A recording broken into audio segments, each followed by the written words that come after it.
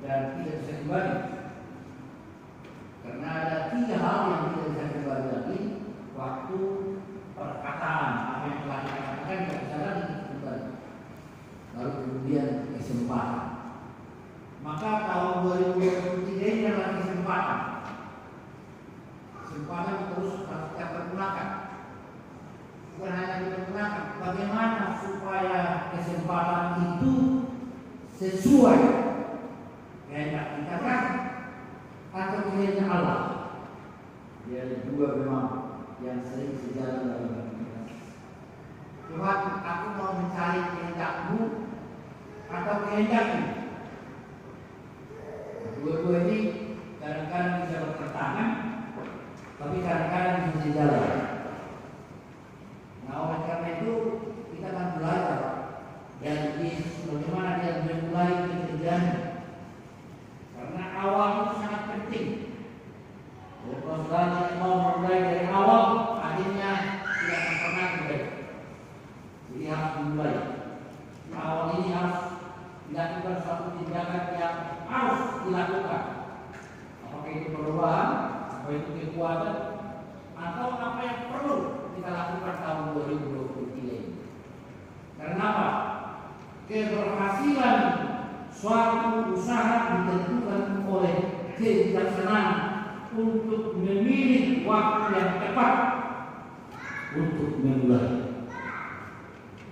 Jadi saat dan tunggu sampai hari esok. Maka dalam hidup kita sering dikatakan no plan no future. Kalau tidak ada rencana tidak ada masa depan. Jadi jangan tua hanya menghayal tapi harus ada apa? Rencana. Setelah yang dikasih kita lihat bagaimana Yesus dalam peristiwa pembaptisan itu, kita akan belajar bagaimana Yesus memulai pekerjaannya. Jadi keberhasilan itu tentunya bagaimana kita dengan bijaksana memulai. Karena memulai ini sangat-sangat penting. Jadi apalagi kalau kita ada penyakit, taruh nanti besok lusa akhirnya apa terjadi? Jadi mulai sekarang, mulai pakai sekarang akan saya lakukan. Sekarang akan saya buat keputusan. Sekarang, karena sekarang ini akan kita lihat sekarang Yesus dengan kerinduan mencari kehendak Allah dia berjalan sampai ke Galilea dan di sana dia sampai ke Yordan dan ketemu dengan Yohanes. Kalau kita lihat berbeda jauh. Dan memang mencari kehendak Allah itu ada keperluan, ada kerinduan kita supaya kehendak Allah itu nampak dalam hidup kita. Jadi jangan kita pikir kehendak Allah itu langsung dengan tiba-tiba ada keinginan, ada kerinduan. Maka dalam hidup kita selalu Tuhan tunjukkan kehendak-Mu apa Tuhan dalam hidupku.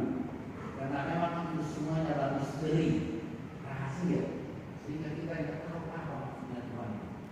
Baru kemudian berkata, oh ini maksud Tuhan. Karena rancangan Tuhan kepada kita selalu yang terbaik dalam hidup kita. Oleh karena itu mari kita lihat, kalau kita sudah berhasil memulai, sekarang yang kedua apa yang kita lakukan?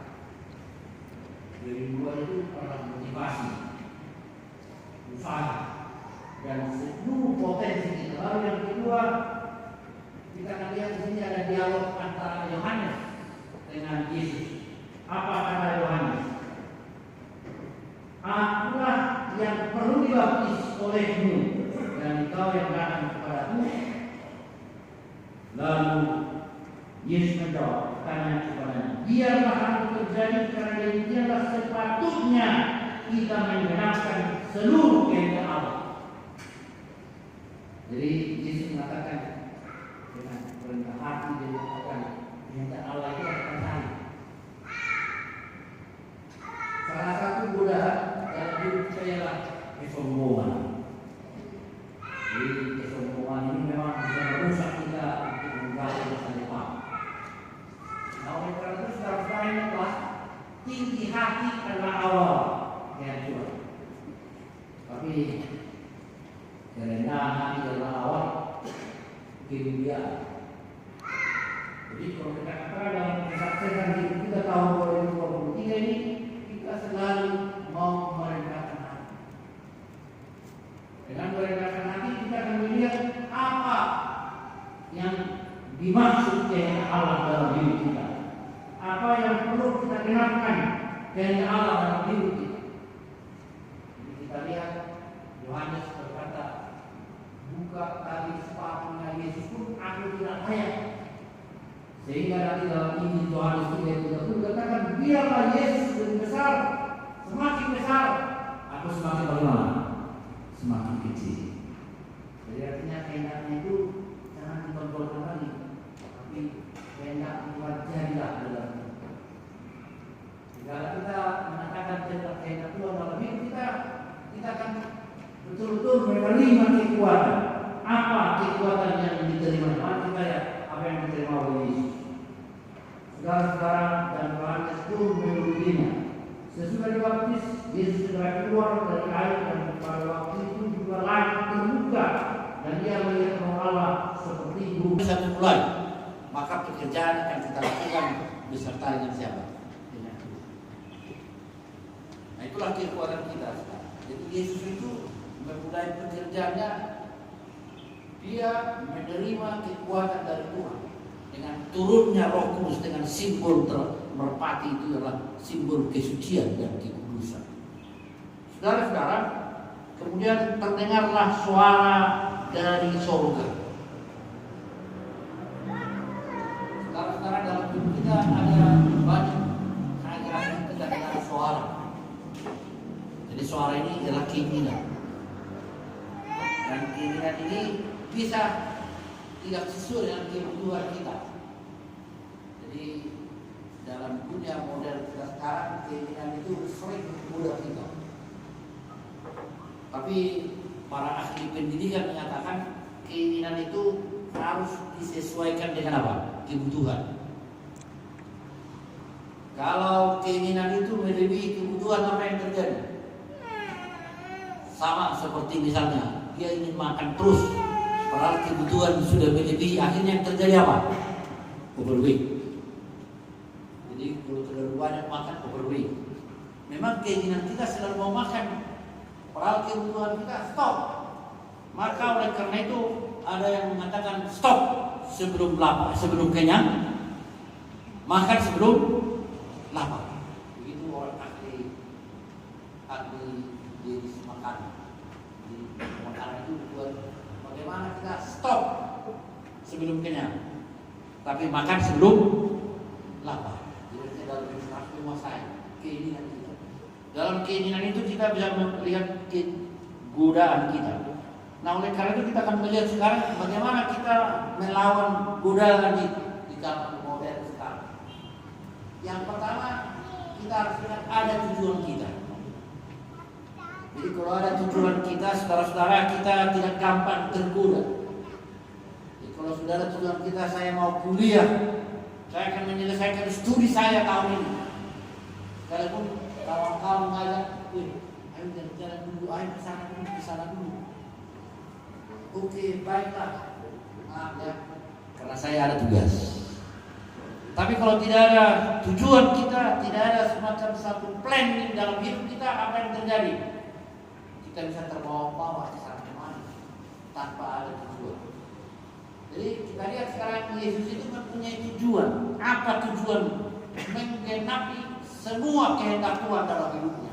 Apa itu penggenapan? Yaitu menyelamatkan manusia. Jadi tugas itu sekarang yang menjadi tujuannya. Dikatakan di sini, terus saudara-saudara, mari kita lihat, inilah anakku yang kukasihi, kepadanya aku berkenan. Ini dikutip dari Mazmur pasal 2 ayat 7 dan Yesaya pasal 2 ayat 1. Jadi kutipan ini menggambarkan siapa Yesus. Jadi jelas tujuannya ialah untuk menyelamatkan dunia. Dan yang menjadi kekuatan kita. Suara Allah itu akan bergema seperti yang kita baca tadi dalam Mazmur itu. Sekali suara Tuhan bergema, semua menyatakan kekuatannya luar biasa. Maka kita menerima firman Tuhan.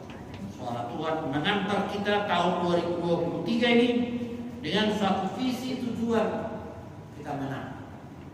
Dimenangkan oleh kemenangan siapa? Yesus. Nah, oleh karena itu mulailah bergerak, mulailah. Maka dikatakan tadi keberhasilan memulai ialah dengan hidup bijaksana.